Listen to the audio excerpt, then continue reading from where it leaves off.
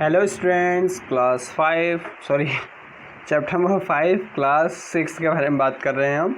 Science जो है subject उससे रिलेटेड है सेपरेशन ऑफ सब्सटेंसेस।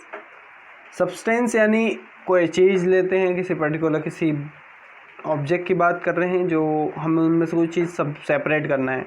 यानी कि गेहूं है तो उसमें कंकर पड़े हैं तो कंकर को आपको साफ़ करना है, तो इसी को सेपरेशन कहते हैं। भैया कितना सिंपल सा टॉपिक है, सीधा सिंपल सा, ठीक है। जैसे अगर हम बात करें तो चाय, जो अगर घर पे चाय बनती है, आपने पी होगी कभी चाय, वो चाय देखी होगी आपने कभी, दूध चाय, उसमें चाय पत्ती और शक्कर डालते देखी होगी मुझे लगता है जहाँ तक। तो उसमें से हम जब भी चाय निकालते हैं चाय बनने के बाद तो उसको छानते हैं। किससे छानते हैं? छलनी होती है ना, उससे छानते हैं। उसमें क्या होता है, एक टाइप की छोटी छोटी सी जालियाँ बनी होती है। उससे क्या होता है, चाय की पत्ती, अदरक या फिर उसके अंदर हमने डाला हो तुलसी के पत्ते, तो उससे क्या होगा, वो ऊपर रह जाएंगे सेपरेट होकर। प्योर जो चाय हमें चाहिए, जिसको हमें पीना चाहिए, वो नीचे निकल जाएगी। तो यही एक टाइप का सेपरेशन है, अलग अलग करना उनको, ठीक है ना। इसी के बारे में चैप्टर है, तो आपको अच्छे से समझिएगा कि मैं जो जो चीज़ें समझाऊँ आपको। In our daily life there are many substances बोल देते हैं when we notice the substance being separated from a mixture of material। अच्छा, सब्सटेंस के अंदर इंस्टेंसेस होते हैं, इनको हटाना होता है। Tea leaves are separated from the liquid with a strainer while preparing tea. Strainer से हम क्या करते हैं, उसको साफ़ कर लेते हैं। ये सब क्लियर यहाँ पे दे रखा है, देखो ये चाय बन रही है गर्मा गर्म, पी सकते हैं आप। Grain is separated from the stock while harvesting. Milk or curd is churned to separate the butter. As we learned in the chapter number 3, we gain cotton to separate its seeds from the fiber। देखो, जो grain होते हैं हम हमारे stock से क्या करते हैं, हटाते हैं। वाइल हार्वेस्टिंग, जब उसको काटा जाता है तभी से। मिल्क और कर्ड इस सेपरेट करते हैं ना, आपको पता होगा बहुत सारी बार। स्टॉक जैसे कि अगर आपके यहाँ पे गेहूं की फसल है तो गेहूं काट के आप क्या करेंगे, रखेंगे उनको, उसका ढेर बनाएंगे, फिर मशीन आएगी तो उसके गेहूं के जो डल्ले हैं, जिसको स्टॉक बोला, उनमें से गेहूं निकाला जाता है, धान बिल्कुल साइड में निकाल लिया जाता है। मिल्क और curd to churn to the separate the butter.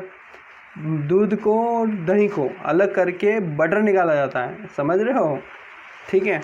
अब देखो, as we learn to the, ये भी चैप्टर में पढ़ा था कि हम गिनिंग करते हैं। हम कॉटन से फाइबर निकालने के बाद उसके सीड अलग कर देते हैं। अब इसी टाइप से perhaps you might have eaten salted dalia और पोहा जो होता है, if you found that it has had chillies in it, you may have carefully taken them out before eating. आपको बहुत बार कभी पोहे दिए जाते हैं, साथ साथ में क्या होता है, मिर्ची डाली जाती है उसके ऊपर, जो चिली होती है, ग्रीन चिली होती है, इनको अच्छे से पका के दिया जाता है, तो आप उनको हाथों से अलग कर लेते हैं। Suppose you have given a basket containing mangoes, guavas and आज सेपरेट फ्रॉम। अरे नॉर्मल सी बात है, आपको अगर इनके तीनों चीज़ें का मटेरियल देते हैं तो आप उनको अलग अलग कर सकते हैं या नहीं, क्योंकि आप देख पा रहे हैं तो आप अलग कर देंगे। Same easy, but what if the material we want to separate are much smaller. देखो, अगर हमने आपको दिया है इतनी बड़ी बड़ी, जैसे मैंगो, गुआवा, और साथ में हमने किसी चीज़ को और ऐड कर लिया है, तो ये तो बड़ी बड़ी चीज़ें हैं, तो आप इनको देख के इजीली अलग कर सकते हैं कि इसमें मैंगो कौन सा है और आप उसमें गुआवा कौन सा है, ठीक है। तो इनको अलग ही नॉर्मली अलग कर सकते हैं। लेकिन अगर इनका साइज़ छोटा हो जाए, बिल्कुल छोटा, तो आप कैसे करेंगे? Imagine you are given a glass of sand. आपको एक ग्लास बालू मिट्टी दी है, सैंड रेत दी है, with salt mix with in it, और उसके अंदर देखो, समझना ध्यान से क्या कह रहा हूँ, नमक को रेत के अंदर मिला के आपको दे दिया है। अब आपको उसको सेपरेट करना है। ऐसा लगेगा ये तो impossible, even to the think of separating salt from this mixture by picking out the grain of the sand by hand. हाथों से निकालना तो बिल्कुल आप समझ लो कि रहने दो, कोई मतलब नहीं है ऐसा सैंड करने का। जैसे रेत पड़ी और रेत में नमक डाल दिया, अब आप उसको अलग अलग करके कंकर अलग करो और रेत उसमें से नमक अलग करो, तो ऐसा करना बहुत मूर्खों वाला काम होगा और बहुत लंबा टाइम लगेगा, ठीक है भैया। तो ये तो एक्टिविटी हो गई है। हाँ, सबसे पहले तो ये पढ़ लेते हैं कि हमें सेपरेट करने की आवश्यकता क्यों होती है। सबसे इजी सिंपल से टेक्निक है। अगर आपसे पूछे जाएंगे तो आप क्या लिखोगे? पहली चीज़ तो ये कि अगर हमारे खाने में अगर कंकर पत्थर आएंगे, उनको सेपरेट नहीं करेंगे तो हमारे लिए हानिकारक होंगे। दूसरा ये कि हम अगर उनको भी रखें जिनको हमें ज़रूरत नहीं है, तो एक्सेसिंग जो पॉइंट ऑफ व्यू है वो ज़्यादा हो जाएगा और शायद वो हमारी स्वास्थ्य के लिए हानिकारक भी रहे, ठीक है। उसी टाइप से अगर हम बटर खाना चाहते हैं और बटर खाते खाते उसमें दूध भी आ रहा है तो बटर ढंग से बन नहीं रहा है, तो उसको सेपरेट करना भी ज़रूरी है, ठीक है। और चाय पी रहे हैं तो उसके अंदर उसकी पत्तियाँ आ रही हैं तो वो भी दिक्कत देगी। तो ये अलग अलग कॉन्सेप्ट है, आप इसको रीड आउट कर लीजिएगा, मैंने आपको इन्फॉर्मेशन ऊपर से दे दिया है ना। चलो अब पढ़ते हैं। We see that before we use a substance we need to separate harmful और non useful substance that may be mixed with it. जो चीज़ हमारे लिए ज़रूरी है उनको हम अलग निकालते हैं, जिन चीज़ों की हमें आवश्यकता नहीं उनमें से, ठीक है। If you need to use them separately, बहुत सारी मेथड्स होती हैं इनको सेपरेट करने की। The substance to be separated may be particle of the different size of material, they are may be any 3 state of matter, solid, liquid और gas. जिन चीज़ों को हमें आउट करना है किसी भी सब्सटेंस से, या तो वो सॉलिड हो सकते हैं, लिक्विड हो सकते हैं या गैस में भी हो सकते हैं। How do we separate like substance mixed together if they have so many different property? Method of separating में सबसे पहली मेथड जो है वो हैंड पिकिंग है। नॉर्मली घर पे आप गांव में देखिएगा कहीं पे भी ऐसे ही घर पे मतलब हम जो है जो भी मतलब कंकड़ पत्थर है वो हमारे घर के जो खाने के फूड ग्रेन होते हैं उसमें से अलग करते हैं। जैसे बंदा बैठा हुआ है ये हैंड पिकिंग कर रहा है स्टोन फ्रॉम ग्रेन, किसी भी प्रकार की जो ग्रेन है यानी कि गेहूँ है तो उसमें से कंकड़ पत्थर निकाल के बाहर फेंक रहा है। तो हैंड पिकिंग जो होती है मेथड हमारे गाँव में बहुत ज़्यादा यूज़ होती है। गाँव में क्या हर जगह यूज़ होती है।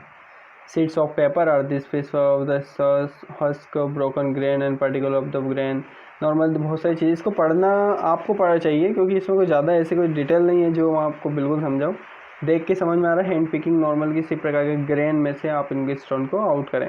थ्रेसिंग एक ऐसी मेथड है जिसमें देखते हैं you must have seen bundles of wheat और paddy stalk laying in the field after harvesting the crop. Stalk are dried in the sun before the grain is separated from the each stalk has many grain seed attached to it. देखो ये क्या बताया, घर पे आपके खेत पे जाके जो आप अभी जैसे सोयाबीन है, सोयाबीन काट के उनका ढेर लगाओगे, वो ढेर आएगी तो थ्रेसिंग मशीन आएगी, उस ढेर को आप थ्रेसिंग मशीन में डालोगे तो सोयाबीन अलग बगदा अलग, फिर उन थैलों में भर के आप क्या करोगे उन सभी ग्रेन को यानी उन सभी सोयाबीन को भर के रख लोगे। तो आपने सेपरेट कर लिया उस कचरे से जो गाय खाएगी भूसा, उससे अलग करके ना आपने अपने ग्रेन सेपरेट कर ली। तो ये सेपरेट करने की मशीन ही तो है थ्रेसिंग मशीन, ठीक है। ऐसे के बारे में बताया गया है, ठीक है। और कुछ मेथड ऐसी भी होती हैं जिसके अंदर लोग पहले ऐसे धान के बंडल बना के उनको एक पेपर में बिछा के उनको कूट के उसमें से धान निकालते थे, ठीक है। तो इसको भी हम एक टाइप की थ्रेसिंग ही कहते हैं, ऐसे निकाला जाता था। अब ये नई मेथड्स आ गई, मशीनें आ गई अब तो अलग अलग करने की, तो ये भी एक टाइप की थ्रेसिंग हुई। जैसे ये बंदे को देखो ध्यान से आप, ये वो धान निकाल रहा है तो देखो नीचे गेहूं के कण गिर रहे हैं, उनको ये अवेयर लेगा मतलब स्टोर करके रख लेगा, ठीक है। तो देखो अगर इसको पढ़े तो देखो वन में प्लक मैंगोज और guavas from the trees but grain seeds are much smaller than mangoes और guavas, so plucking them from their stalk would be impossible. How does one separating grain seeds from their stalk? The process that used to separate grain from the stalk is threshing. In this process the stalk are beaten to free and the grain seeds of sometimes threshing is done with the help of the bullock and machine are also used in threshing large quantity of grain. bullock यानी कि जो बुल्लोक cart होती हैं, बैल होते हैं, उनकी वजह उसका यूज़ करके थ्रेसिंग की जा सकती है, मशीनों का यूज़ करके थ्रेसिंग की जा सकती है, या फिर ऐसे उन ग्रेन के जो स्टॉक है उनको पकड़ के ग्रेन निकाल के हम अलग कर सकते हैं। अब पढ़ते हैं विनोविंग भी एक मेथड है जिसकी वजह से आप किसी प्रकार के वेस्ट मटेरियल को बाहर कर सकते हैं। देखो इसमें make a mixture of the dry sand with the sawdust and powder dry leaves keep. देखो ये आपने कभी देखा हो, मैं पूरा पढ़ देता हूँ, वैसे तो मुझे बताने में तो कुछ ज़्यादा ही बहुत इजी है। जैसे मैं डायरेक्ट ही बताऊँ तो कैसा लगेगा, जैसे कि आपने घर पे देखा हो या फिर नहीं भी देखा हो तो बहुत सारे आपने कभी मूवी में या फिर किसी टाइप के किसी के घर पे पड़ोसी में किसी को देखा हो। ये क्या होता है, जो गेहूँ है उसमें कभी धूल पड़ जाती है, धूल बहुत हो जाती है बहुत लंबे टाइम से पड़ने की वजह से। तो हम क्या करते हैं, बाहर जाते हैं, बाहर पाल वाल बिछाते हैं, हवा जब चलती है या कोई लोग हवा नहीं चलती तो पंखा लगा लेते हैं, फिर पंखे की दिशा में फिर उसको क्या करते हैं ऊपर से जो तगारी होती है उसका लगा लेके उन ग्रेन्स को नीचे की तरफ फेंकते हैं। तो हवा में क्या होता है, हल्की हल्की चीज़ें यानी कि जो धूल है वो हल्की चीज़ उड़ जाती है और आगे जाके वो इकट्ठा होती है या फिर उड़ आगे चली जाती है, और जो भारी चीज़ें जो हमारे ग्रेन है वो नीचे उस पाल के ऊपर गिर जाते हैं। तो देखिए यहाँ पे, ठीक है, देखो ये यहाँ पे बताता हूँ मैं, ये सूप है यहाँ पे, ये देखिए ये है सूप, सूप मतलब सारा का सारा उसमें मिल गया आपको मिक्सचर, ठीक है। हंस के यानी कि वो वेस्ट चीज़ें जो बाहर हवा में उड़ के निकल गई है, और जो साफ़ चीज़ें हैं वो यहाँ पे आपको दिखने लग गई हैं। जो साफ़ चीज़ें हैं उसको हम ग्रीन से बताते हैं। ये देखो ये ग्रीन से, ये आपकी साफ़ चीज़ें ग्रीन, ठीक है। तो इसको बोलते हैं विनोविंग। अब इसके प्रोसेस में देखा जाए तो winnowing is used to separating heavier and lighter component of mixture by the wind by blowing air. देखो बताया ना, हल्का और भारी जो मिक्सचर होता है उसको अलग किया जा सकता है हवा के द्वारा विनोविंग के थ्रू। तो ये बहुत सारे अलग अलग जैसे चेक कर सकते हैं आप, इसको रीड आउट कर लीजिएगा, समझ में ना आए तो पूछ लीजिएगा। आप 1000 बार पूछेंगे तो 1000 बार वीडियो बना दूंगा मैं, कोई टेंशन वाली बात नहीं है, ठीक है। चलो एक और मेथड यहाँ पे है, तो देखो क्या है ये, separate lighter husk and particular